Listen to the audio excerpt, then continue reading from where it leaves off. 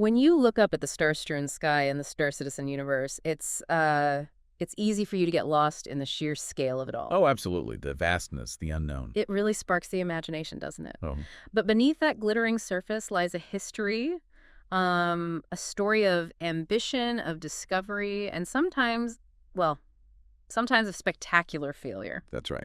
Today, we're diving deep into that history. We're using the Pyrotechnic Amalgamated wiki page as our, let's say, our launch pad, exploring the early days, the pioneering era of space exploration and, corporate might. Absolutely. And that history, as you'll see, it's often shaped by the corporations, right? Mhm. The entities that dared to venture into the void and carve out a piece for themselves. Mm-hmm. So we're going to be focusing on how one significant player, Pyrotechnic Amalgamated, or PyAM as some knew it, how they came to be. And the role they played. Yeah, the foundational role it played in shaping a particularly volatile region of space. Mhm. Think of this as giving you some crucial context for understanding the worlds you explore in-game. Okay, sounds good. So where do we start? Let's travel back in time, way back. Yeah. SEY 2409. 2409. Wow, that's a good stretch back, isn't it? Like 546 years before the current in-game year of 2955. It really is. Ancient history, almost. So in 2409, Pyrotechnic Amalgamated was founded by a man named Tromo Nivelin. Now, Nivelin wasn't exactly a newcomer, was he? He'd already built a successful data management company. That's right, he had. So what drove him, having already achieved that success, to jump into the much more unpredictable physical world of mining? Well, what's fascinating here is that Nivelin's story kind of exemplifies a common theme in early space exploration. Which is? Individuals with success in one field saw the huge potential and, let's be honest, profit in the more tangible resources of space. Right, raw material. Exactly. He had the entrepreneurial drive, he had the capital from his data company, but his ambition clearly went beyond the digital realm. He wanted something more concrete, a lasting mark. And mining offered that. Makes sense. That early drive to extract and control actual stuff in this new frontier. Precisely. So with that ambition fueling him, Nivelin takes his profits and pivots into resource extraction. Just a few years later, SEY 2412, PM makes some serious waves in the Virgil system. What did they do there? How'd they stand out so early? Their key advantage in Virgil, it lay in their innovative scanning techniques. Okay. While most companies were using the standard systematic scan grid approach, plot by plot. Slow and steady. Right. Pyrotechnic Amalgamated adopted a method more like what independent explorers use. Yeah. Think casting a wider net versus checking each little spot meticulously. Explorer-style scanning. So basically, they weren't tied to a predefined grid. How did that translate into such a big advantage? Speed. By not being confined to the scan grid, they could cover way more territory and crucially do it much, much faster. Ah, speed. Okay. So they could sweep through Virgil, identify the richest resource pockets, and slap their claims down before competitors even knew those locations existed. Gotcha. So they scooped up the best bits first. Exactly. The wiki mentions windfall profits, and that really underscores just how successful they were right out of the gate. It shows how being innovative, breaking from the norm, it can pay off big time. But risky, too. Yeah. Classic case of early adopters gaining a huge advantage. But Nivelin's sights weren't just set on dominating one system, were they? His vision was much bigger. Oh, yeah, much bigger. He wanted to discover an entire star system for PM. That's a massive undertaking. How did he even start pursuing that? His long-term vision, it was really about securing the company's future. Like, forever, potentially. Legacy. Exactly. So, to achieve this, he established an internal exploration division, its sole job. Find that elusive, unclaimed star system. Wow. That shows serious commitment to long-term growth and a willingness to invest heavily in just the unknown. A huge gamble. A massive gamble. Could pay off immensely or, well, bankrupt them. It's a real shame, then, that Nivelin himself didn't live to see that dream actually realized. No, he retired before it happened. But his ambition clearly stuck with the company because, 24 years after some initial detection, PM finally struck gold. Precisely. They were still looking for new territories, and they started revisiting old scan records, systems that hadn't been claimed. Going back through the archives? Smart. Yeah, and it holds a lesson, doesn't it? Sometimes the best discoveries are hidden in plain sight, just overlooked data waiting for a fresh look. So what was it in those old records that jumped out at them? They focused on an original report from a ship called the Roustabout. The Roustabout. Okay. And that report mentioned a gravitational anomaly Right. in a specific kind of unremarkable region of space. Seems like at the time it might have just been dismissed. Not important enough, maybe. So a tiny detail, years old, held the key. What did Pyro do then? They dispatched an explorer ship specifically to follow up on the roustabout's findings. And that dedicated mission, that led to the formal discovery and charting of a new star system. Which was Pyro itself, the system that would become so tied to Pyro's identity, for better or definitely for worse later on. Absolutely. So they found it, they charted it. Surely registering this with the UNE, the United Nations of Earth, that was just a formality, a huge win. You would absolutely think so. Their next logical step was exactly that. Register the discovery, lobby the UNE to claim Pyro. That would have given PM some security, some government backing. The UNE wasn't exactly eager to plant its flag in Pyro, were they? There was a pretty major reason for their hesitation. A very big reason. The UNE ultimately decided not to claim the Pyro system. Why not? Primarily because of the instability of its star. Why? Pyro's sun is volatile, Yeah. to say the least. Oh, so too dangerous for major settlement or development in the government's eyes. Exactly. Huge challenges, massive risks. And this decision highlights a recurring tension you see, right? Corporations driven by profit are often willing to take risks that governments deem too dangerous. Leads to these unclaimed, sometimes chaotic territories. Like Pyro ended up being. So PM discovers this potentially rich system, but the government says, nope, too risky. That must have been a major setback. How did they react? It could have been curtains for a less ambitious company, honestly. But it says a lot about PM's determination, or maybe their recklessness that they weren't deterred. They just went ahead anyway, despite the UNE's warning. They did. They proceeded to establish a presence in Pyro. It tells you something about their corporate culture, I think. High risk, high reward was probably baked in. Not letting an unstable star stop them. The wiki mentions mining sites on Pyro 2 and Bloom. That shows serious commitment. A huge gamble, yeah. And to protect that big investment in this unclaimed, dangerous place, they significantly beefed up their security forces. Had to provide their own protection. Pretty much. In the absence of government control, you often have to be your own police force out there. It's like they were saying, fine, if the UNE won't secure this, we damn well will.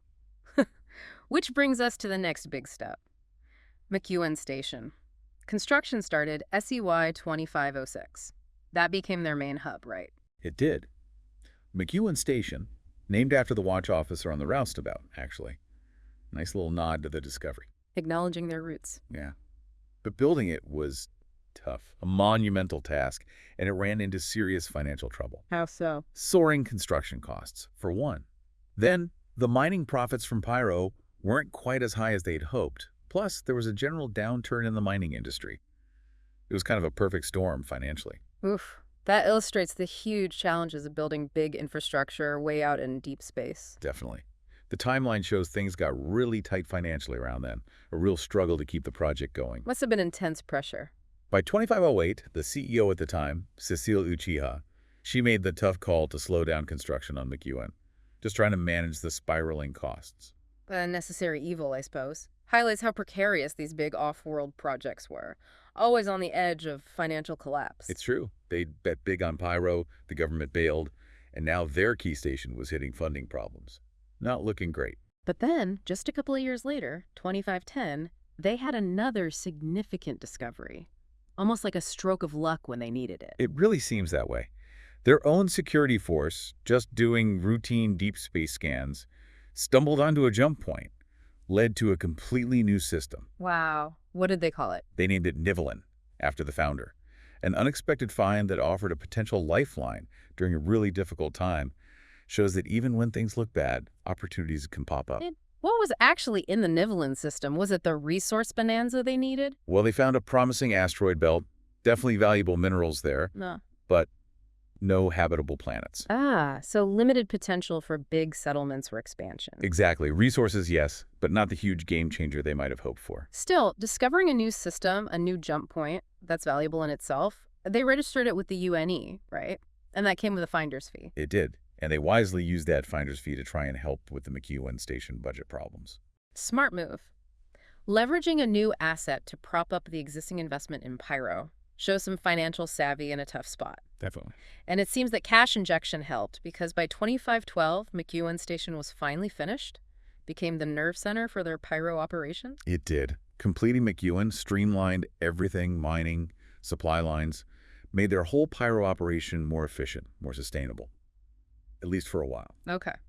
And then, just a few years after that, 2516, something pivotal happened, something that dramatically increased traffic through McEwen. What was that? The discovery of the Terra system. Terra, wow. Center of the UEE. And, crucially, the discovery of a jump point directly connecting Terra to Pyro. Whoa. Okay, that is a massive shift in the galactic map. Suddenly, Pyro and McEwen Station are right on a major interstellar highway. Absolutely. Being directly connected to Terra. Yeah. Huge influx of traffic, commercial, private, everything pouring through Pyro and critically past McEwen Station. PyM saw a massive opportunity here. To capitalize on being next door to the core worlds. Classic right place, right time scenario. Exactly. So they tried to seize that opportunity by bidding on mining rights within the Terra system itself. Sounds logical. It was logical, but it didn't go well. Not at all. What happened? The wiki mentions a disastrous overbidding on the Arroyo load. Yes, and this was a critical mistake. It really highlights the danger of bad intel. Faulty data led PM executives to believe the Arroyo load was way more valuable than it actually was. So they bid way too high. Way, way too high, resulting in substantial financial losses for PyM. It's a real cautionary tale about, checking your data, especially when the stakes are that high. Ouch. That had to sting, especially after getting that boost from the Terra connection. But the galaxy keeps changing, right? In SEY 2539, another jump point discovery. That's right. This time linking Nivelin, or Hadrian as it was known by then. Oh, they renamed Nivelin to Hadrian. Yes, the government did, for geopolitical reasons we'll get to. This new jump point linked Hadrian to the Gurzil system. Gurzil. That's Xi'an territory, isn't it? Exactly. And discovering this jump point put Hadrian smack bang in the middle of the escalating Xi'an-human Cold War. Oh, boy. So a system PyM discovered suddenly becomes strategically vital in a major interstellar standoff. Precisely. Shows how fast the value and significance of a place can change because of external politics. And the government stepped in then, restricted access to Hadrian, officially renamed it. They did. National security, Cold War tensions. Access became restricted. How did that affect PM back in Pyro? Well, those government restrictions on Hadrian led to a big decrease in traffic through McEwen Station. The trade routes shifted. PyM's one strategic location suddenly not so vital anymore. Wow, so reliant on those wider galactic networks and vulnerable to changes totally outside their control. It's a tough reality for those early independent ventures. So their fortunes, which had soared with the Pyro Terra jump, were now declining again because of geopolitics. And things were also getting worse inside Pyro itself around, SEY 2542? Yeah, the resources themselves, the very reason they went there, Started running out. The mining yields in Pyro were declining significantly, facing dwindling resources and reduced traffic. Pyrotechnic Amalgamated tried to sell McEwen Station to the government. Desperate times. Did it work? No, the government wasn't interested. And the wiki calls that failed sale the first step in the ultimate bankruptcy of the company. Grim. Yikes. A sobering assessment. Sounds like they were caught in a proper downward spiral by the 2550s. What were they even doing to try and stay afloat? Just desperately trying to survive, shrinking the workforce, cutting operations way back, selling off assets, anything to stop the bleeding. Any glimmers of hope? There was one, kind of. The development of advanced shield technology after the First Tavaran War. How would that help? The thinking was, with better shields, they could maybe access previously unreachable, more dangerous resource pockets within Pyro. Get to stuff no one else could. Okay, so this new tech was meant to be their salvation. A way to find new riches in Pyro. That was the hope, yeah. Yeah. But there was a big unintended consequence. Which was? The widespread adoption of this advanced shield tech. It also led to a massive increase in outlaw activity throughout Pyro. Oh. Because the pirates and criminals could use the better shields, too. Exactly. And because PyM had drastically cut its security forces to save money, They were sitting ducks. pretty much, Yeah. incredibly vulnerable. The wiki notes they faced near constant attacks. It really highlights how tech advancements can empower, everyone, both legit operations and outlaws. What a bleak picture. Dwindling resources, less income, constant pirate attacks. It sounds like the end was inevitable by then. Sadly, it really was.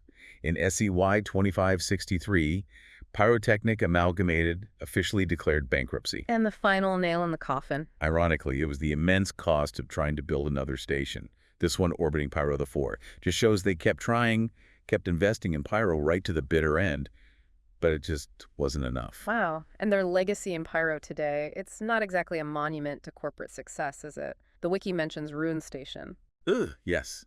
Ruin Station, a former PM housing platform now. It's a major stronghold for pirates and other outlaws in Pyro. A notorious pirate haven. That's a pretty grim final chapter for PAM's story and the system they discovered. It's a stark and, yeah, pretty ironic reminder of their whole journey. Rise and fall. What was once a symbol of corporate ambition, expansion. Now it's a symbol of the lawlessness that defines Pyro today. Makes you think about the lasting impact of these corporate failures. It really does. So the story of Pyrotechnic Amalgamated is, well, it's a fascinating one for you listening to consider this whole trajectory from ambitious beginnings, innovative exploration, Through periods of huge success, devastating setbacks, ultimately leading to financial ruin and, well, leaving behind places like Ruin Station. and their impact is undeniable, even now. They discovered Pyro. They were the first to really try and exploit it.